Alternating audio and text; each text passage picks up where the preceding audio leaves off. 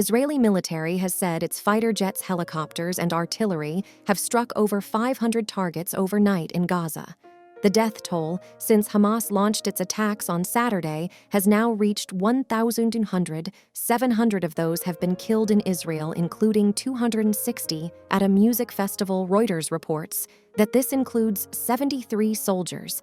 That's according to the Israeli military, and more than 500 have been killed in Gaza after Israel launched retaliatory airstrikes.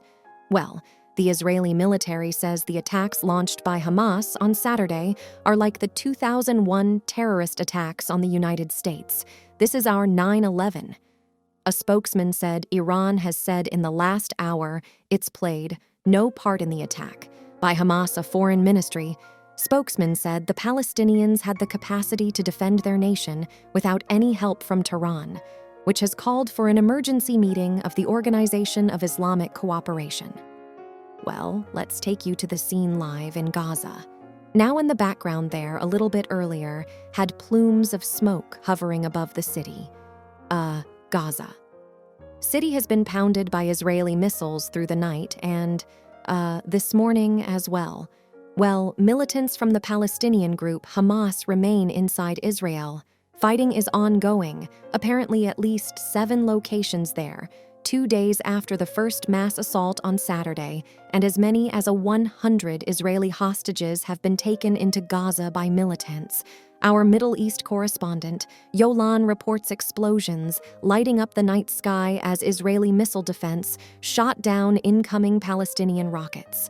But not all homes in southern Israel were hit, and in Gaza, Israel has been striking back, the Israeli Prime Minister threatening. Mighty vengeance, the scale and complexity of Saturday's surprise attack is still becoming clear.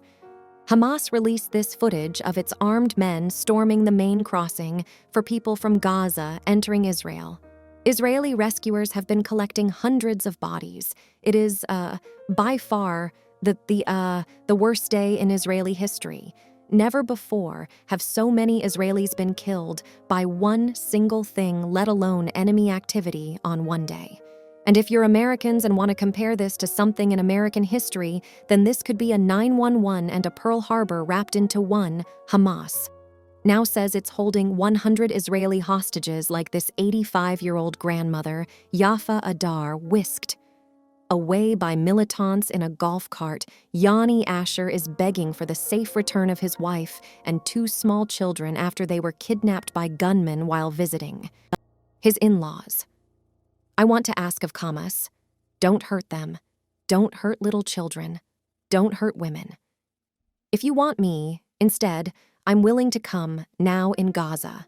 Most areas are without power after Israel stopped supplying electricity. There are shortages of food and water. Tens of thousands of Palestinians have fled their homes, many seeking shelter in UN schools as Israel hides back. The international community has rushed to support its right to defend itself. But there have been warnings, too, about a growing humanitarian crisis.